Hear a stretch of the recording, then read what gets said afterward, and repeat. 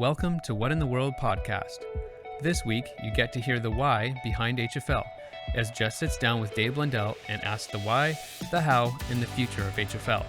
So sit back, relax, and enjoy hearing how HFL came to be. Hi, and welcome back to another week of What in the World podcast, a Hungry for Life initiative where we talk about all things to do with global issues, development, and nonprofit.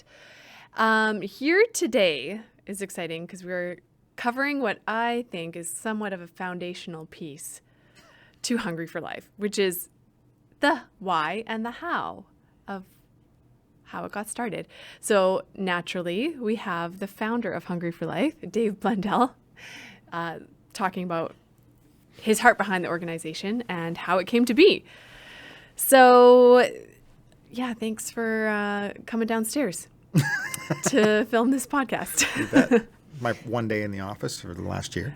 Yeah, right? Yeah. I feel like I haven't actually seen you around the office. Yeah. Thanks, COVID.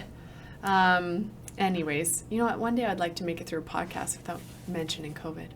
It will happen. It's sort of like the world before and after COVID. Yeah, pre-COVID, post-COVID. Yeah. Mm-hmm. So this is going to be basically Dave sharing a bit about his story and his heart and how Hungry for Life came to be. So Dave, let's start right at the beginning. Mm-hmm. I kind of want to know, just for curiosity's sake, how many of the staff that helped launch HFL off the ground are still here today? Yeah, quite a few.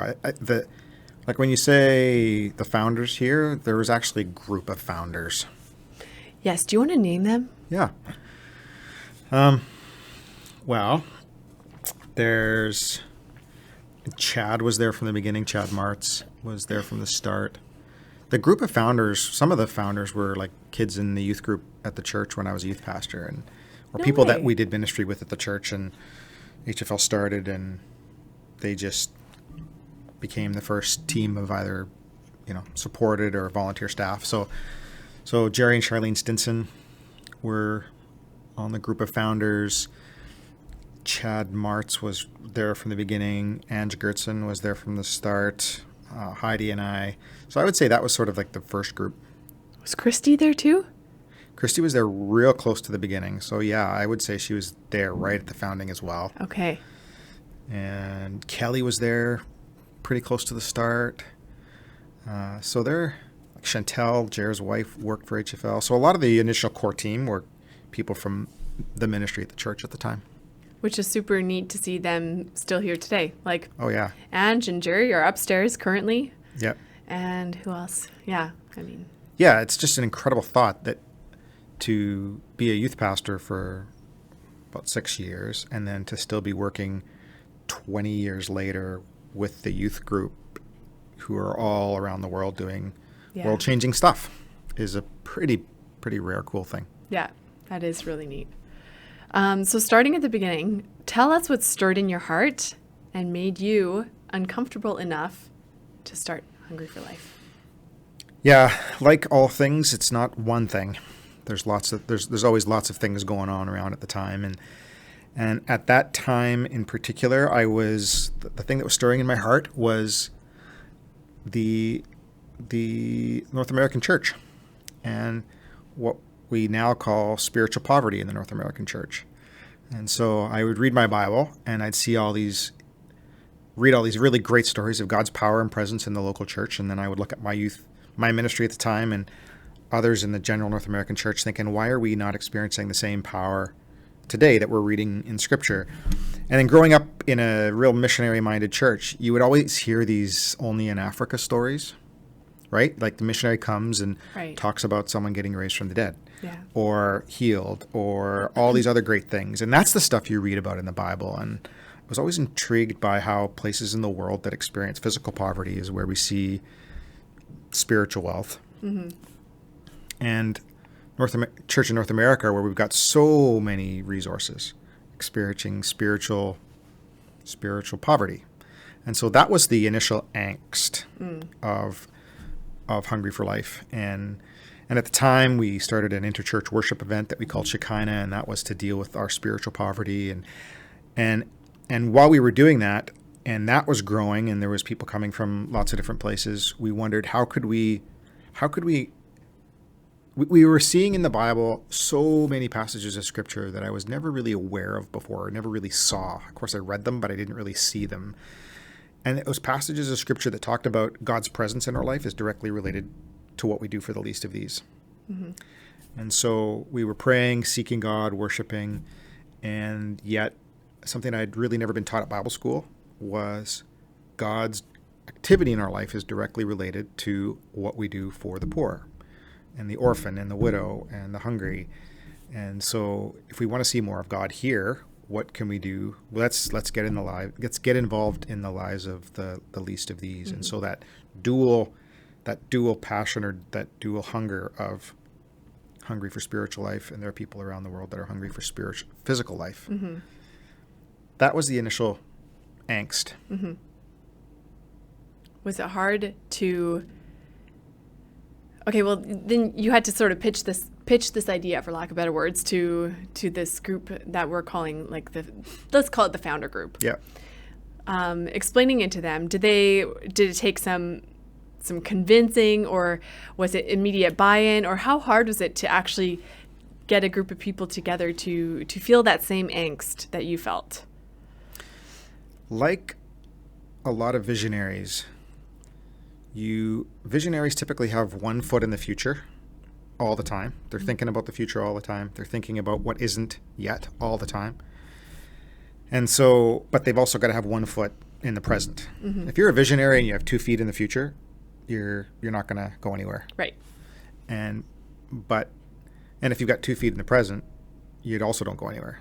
And so I was really keenly aware that my mind and my heart and my passions were in the future, but this was the group of people that we had. So what could we just start doing with them? Mm-hmm. Rather than pitching the idea for an organization as the thing we were going to do, we just said, okay, how can we start worshiping, and how can we start caring for the least of these in the world? And that's an easy sell. Starting an organization, leaving your job, is a bit of a tougher sell. Sure. Because we didn't really know what that would look like. Mm-hmm. So we didn't sell that. Mm-hmm. What we sold, or what we communicated to the people who we had relationship with, is how do we start seeking the face of God and caring for the least of these? And that's what we started doing. And so when it became apparent that there needed to be an organization that housed this, it was pretty obvious to the group of founders. Yeah. Speaking of that, how did you come up with the structure of that? So, back up for a sec. What did those first few steps look like? You're like, hey guys, let's put some feet in motion here. What were those first few steps? What did they look like? You didn't have the organization, so what did you do? At the time, I was a youth pastor, and in our youth ministry, we had a really spiritually vibrant youth ministry, and we said, okay, well, where are there the least of these in the world? Where are the poor people?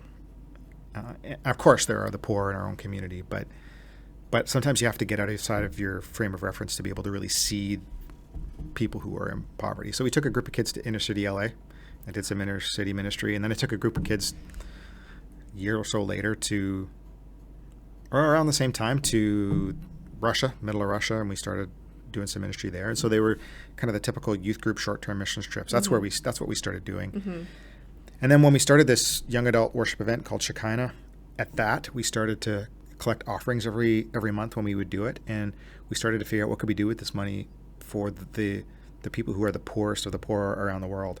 And so we would connect with different organizations that were involved globally, and it was right around the time of the war initially in Afghanistan, and it was right at that time I transitioned from my job as a pastor, and I went and worked for a few years for a parachurch relief and development organization to learn about how to do international ministry.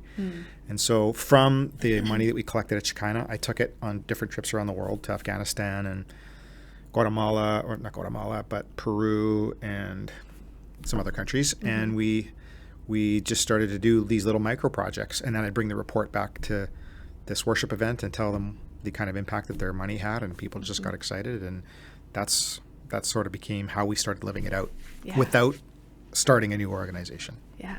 I remember the Shekinah events. They were great. Mm-hmm. Yeah. They were a lot of fun to attend, and the reason why I work here. So, cool.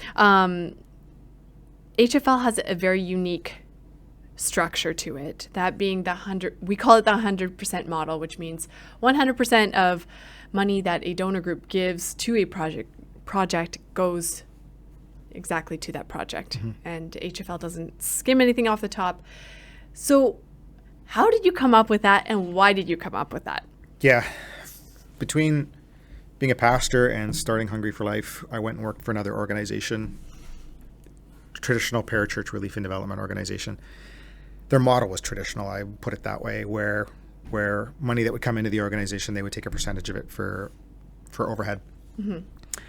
And I just didn't like what I was seeing. I was seeing a lack of honesty about what organizations did with overhead dollars. I saw fudging of numbers to keep our overhead percentage lower than the other organizations that were around us.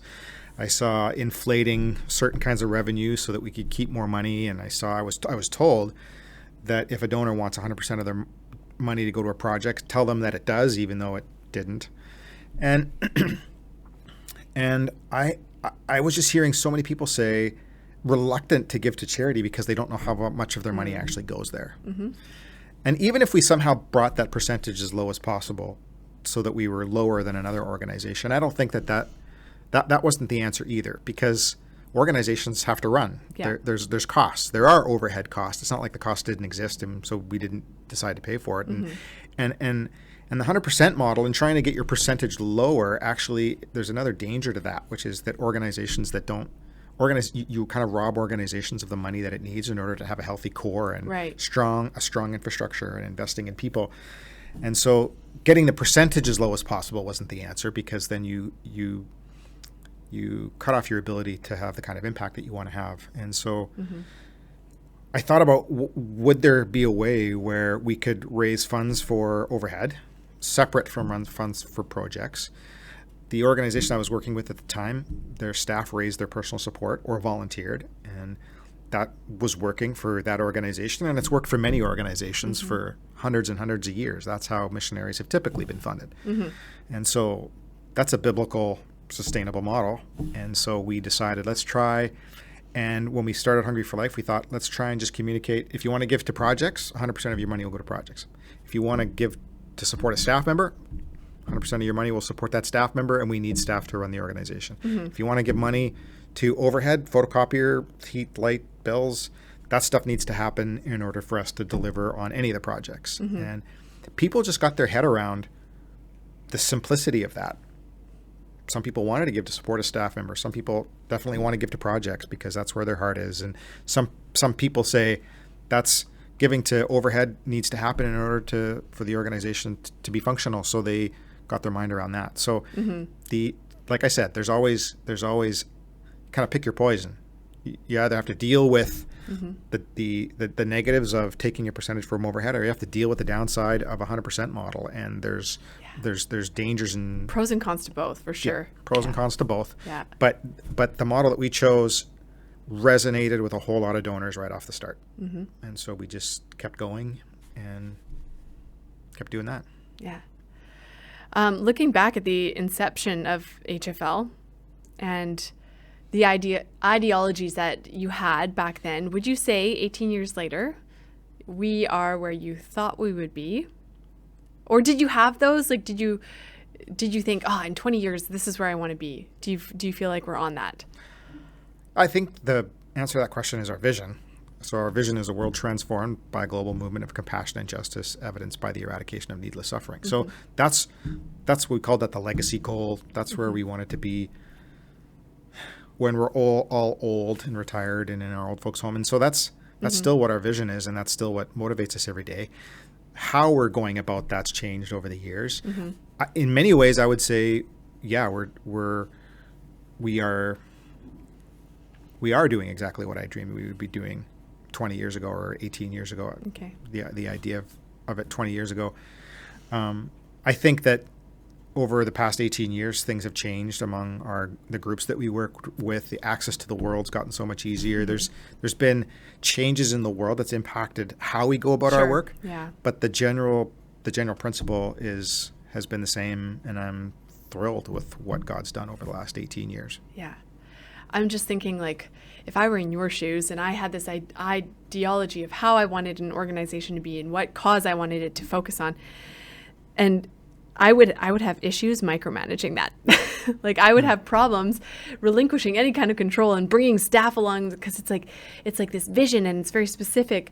But like I feel like HFL has done a very good job at adapting to external situations and internal. Like God has obviously placed certain people in this organization who have brought different ideas that maybe have changed the trajectory a little bit. But like you said, the vision has still remained the same, and that you can hang your hat on, I would say. Like, yeah, maybe the methods have been altered a little bit. I don't even know if they have been, but yeah, the vision is kind of sure there to stay. Yeah, the methods should always change based on what's going on around us. In the last 2 years has showed us all that for sure, shined a spotlight on that reality.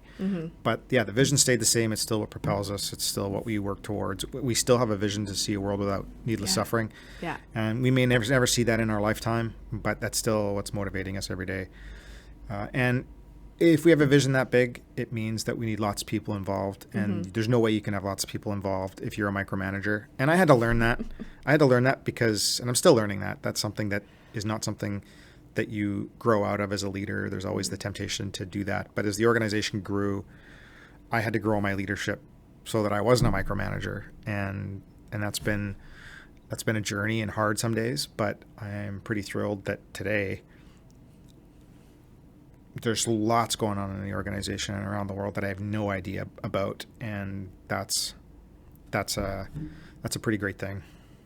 That would have taken a lot of, evolution and thought on your part as a leader, which kind of leads me into Fullwell a little bit, because Fullwell is a branch of Hungry for Life that 2 years now? Just over 2 years we started, yeah. So what need did you see had to be fulfilled through Fullwell? Related to our vision. At that time, a few things were kind of going on all around us. One of those things was HFL grew really quickly for the first 8 years, and then for the next 8 years, we sort of just bobbed along, and still having an impact, still doing what we were doing, but we didn't see the kind of growth we saw for the first 8 years. So we started to ask questions about that. Also, what was going on was leaders in our international partners all around the world were saying to me, one in particular gave me a good slap upside the head and said, you know, all these projects that you help us with are great, but unless you invest into us as leaders, the projects are not going to be sustainable. And that was a huge wake-up call for me, that we had done so much through these leaders, but not enough for those leaders to help them to develop. And so that was also happening at the same time. Also, my heart and what I wanted to give the last part of my career, the last half of my working career towards, was changing as well, because our vision is our vision is a world without needless suffering. We're not going to do that on our own as an organization. That's just way too big. And so how do we multiply HFL? How do we speed up vision fulfillment? And so we were starting to have those conversations and saying, rather than try and make Hungry for Life bigger so that we can have a bigger impact, we said, what if we multiplied Hungry for Life and helped other charities have a bigger impact? And so we teach them how to fish, essentially. Yep. Yeah, there's so many medium to small charities that are kind of stuck in medium to small. And what if we could help them grow in similar ways that HFL grew? And that way we could help them do more international development. We can help their projects grow and increase, but we don't have to manage those projects or those staff. Brilliant. And so that was developing in me at the time. I wanted to multiply my leadership in leaders of other organizations. So all of those things were kind of swirling around at the time. Staff and the board started talking about all of that and what it meant, all the way from maybe HFL needs a different leader if it's going to have an 8 years that looks different from the last 8 years. And so I put my leadership on the line and said, if Hungry for Life if Hungry for Life needs a new leader in order to have a bigger impact, I'm more than happy to step out of that. Oh, man. But as we talked that through and prayed that through and just listened, everybody sort of coalesced around this idea of starting something that would multiply the ministry and the lives of other leaders and organizations as a way to grow our impact and still continue to do what HFL has always done at the same time. Yeah. And that became Full Well Leadership. Another question I have for you. Sure. I'm just deciding. I'm staring at my notes, so there's awkward silence because I'm just deciding which one would be the best question to ask. If you could identify 4 immovable pillars of Hungry for Life, what would they be? Yeah, I'm really thinking that I should have asked you for these questions before today. I gave them to you before today. You did? Okay. Yeah, you probably did. 4 immovable pillars. I just threw you under the bus. That wasn't nice of me. That's okay. Sorry. I just threw you under the bus and made it look like you weren't prepared. Yeah, you did. I think, oh, wow. I think one of the immovable pillars would be working with field partners and working through local leaders rather than starting our own offices in developing countries. Like, we don't want to have HFL Haiti, HFL Guatemala, HFL Kenya. Why? Because there are incredible leaders there doing great things already that know how to speak the language, reach their people, and why don't we just know work their through culture the best? They know their culture the best, Yeah. and they're trying to do great things with such little resources. What if we resource them? Yeah. So I think that that's an immovable pillar. I would say an immovable pillar would be the 100% model. I don't understand how we could go backwards in that and charge a percentage on project dollars in order for us to do our thing. I think we were one of the first organizations to have that model, and I think so many donors have responded well to that. Mm-hmm. It's not easy sometimes, and I think that there's probably other ways now, 20 years later, where we could invest better in the core so that HFL could have a bigger impact. But I think trying to go backwards on a 100% model, I think, would be an immovable pillar. You'd have to pry that out of my hands. Okay, you're doing well. You got 2 out of the 4. Yeah. Do you want me to tell a joke so that you can think of more? Yeah, please. No, I'm just kidding. I don't have any good jokes. What would be another immovable pillar? I think the connection between our spiritual lives here, the spiritual poverty here and physical poverty there, the idea, definitely an immovable pillar would be if we had to stop engaging people from here in the lives of people from overseas, because when we take people there, their lives are transformed spiritually. They come home, increase the spiritual temperature of their church or group. I was curious to know if you were going to say like teams or sending for people. Sure. I mean, the but to that is COVID, and it's made it really hard to send teams. Yeah. But I think, and it's going to take a long time before we get back to where we were there. But I think if we were to just focus on the physical poverty overseas rather than our spiritual poverty in the church at home, that would be an immovable pillar. We have to go about that different now for sure, but that would be something that would be a core value, as it's one of our core values. So trying to narrow down to the last one. If you want, we can leave it at 3. Those were 3 good ones. Yeah. Let's do that. Okay. Let's go back to the other.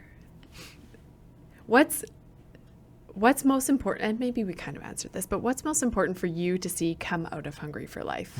Like, say you're at the very end of your career. You look back at Hungry for Life and all that it's done. Personally, what would you see? What would you like to see come out of it? A world transformed by a global movement of compassion and justice, evidenced by the eradication of needless suffering. And that's our vision statement. That's our vision everyone. Statement. You just asked a perfect question that helps organizations figure out what their vision statement is. And that involves, obviously we're not going to eradicate needless suffering in the next few years, but we already have, and I would want to see more stories of that's my phone ringing. It's all good.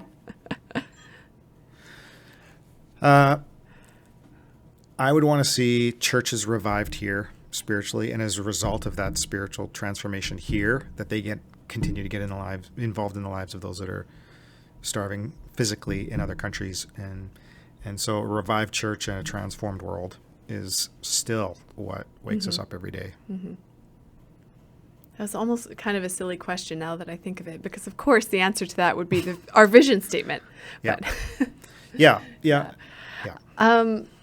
How important is it for you to keep close ties to the grassroots of an organization. So this is kind of like, in my mind, like Hungry for Life has done a really good job at staying close to its roots, staying close to its original values and donor groups and people and international partners. You need a lot of staff capacity to grow, and does that mitigate the grassroots efforts? And how important do you think it is to stay close to the grassroots versus maybe, let's say, growth? I don't know if you can separate the two, or What do you mean by grassroots? like it's a very this came out of an idea with a few people, and that's what I would call grassroots. It's very organically grown, and some would say that might inhibit growth if you're trying to maintain that grassroots network of people, network of even maybe the 100% model. I'm not sure. How closely would you say that you would like to keep those ties to kind of its inception? Yeah.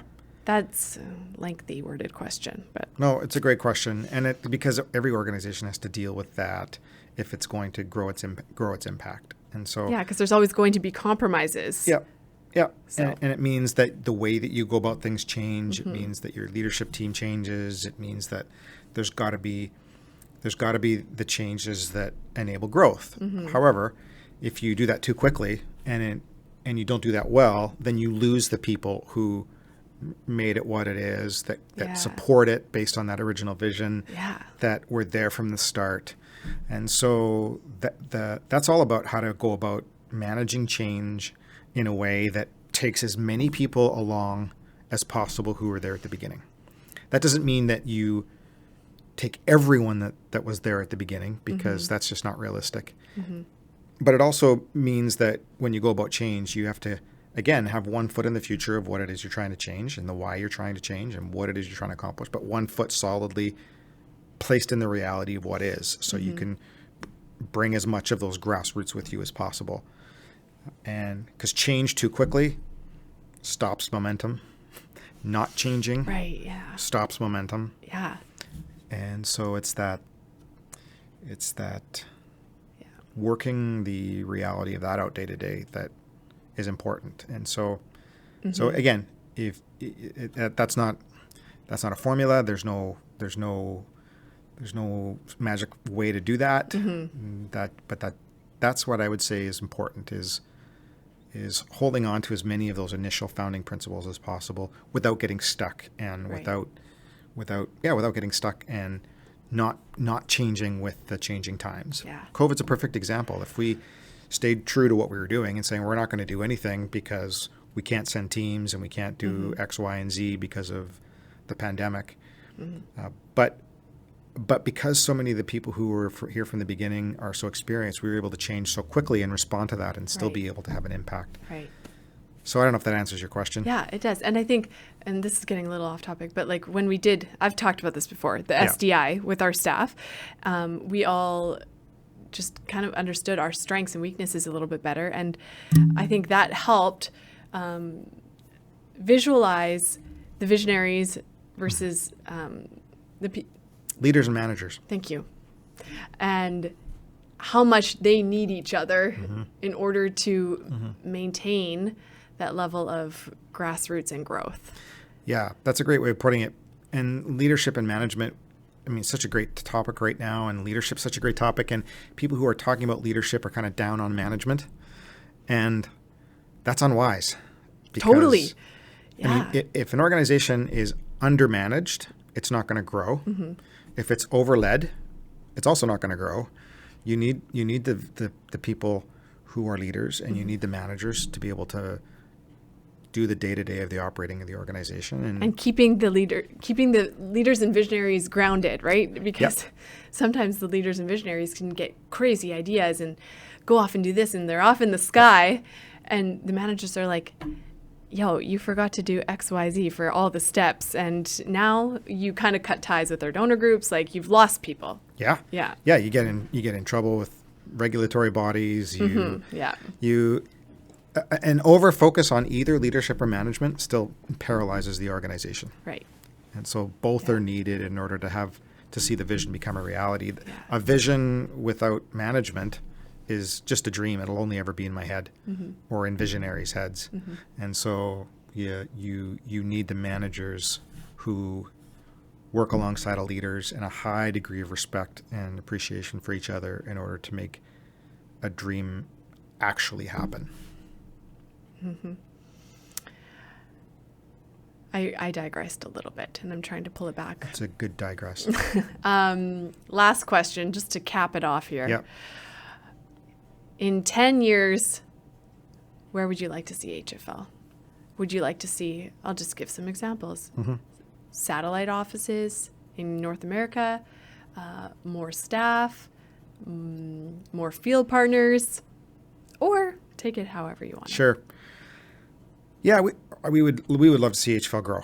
And to do that, we need more staff. Staff has always been our capacity limiting factor, which relates to our 100% model. And so it's a hard sell to get. It's not a hard sell to get staff to work for Hungry for Life. That's super easy. It's a hard sell to get staff who are committed to raising their personal support or volunteering. And while that's propelled our growth, it's also held us back from other aspects of growth. And so I would love to see the ability to have staff be more financially sustainable within the organization and some sort of a hybrid model that gives us the ability to recruit and retain staff better than we've been able to so far. And so we're kind of working through what that could look like. But that's what I would love to see for HFL. And if that means we have satellite offices in other parts of Canada or other resource-giving countries, that's always been on the table as a potential source of growth. While that's happening, I think that if we continue to put our effort into helping other charities have a bigger impact, we're speeding up our vision fulfillment. Yeah. And so, yes, I'd love to see HFL grow. Based on what I just said, I would love to see more staff here, and we're always looking for ways to do that and strategies to make that happen.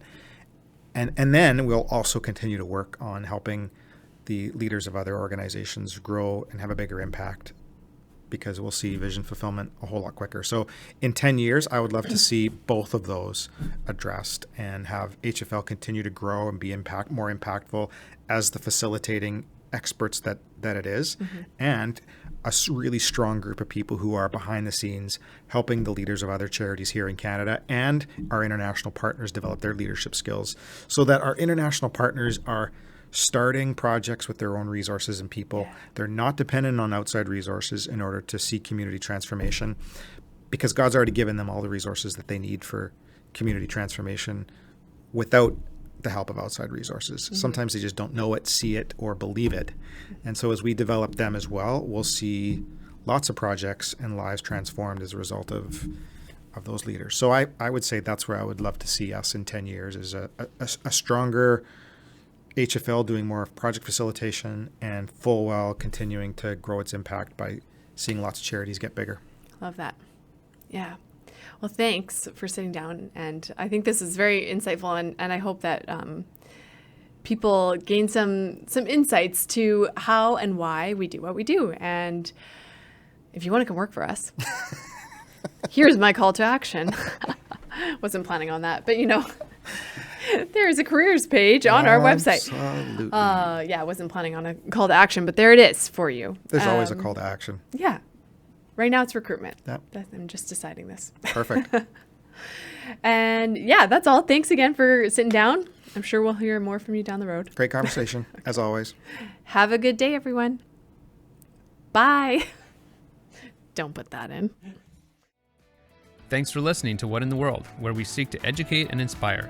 Here at Hungry for Life, we are passionate about your group having a global impact in eradicating needless suffering.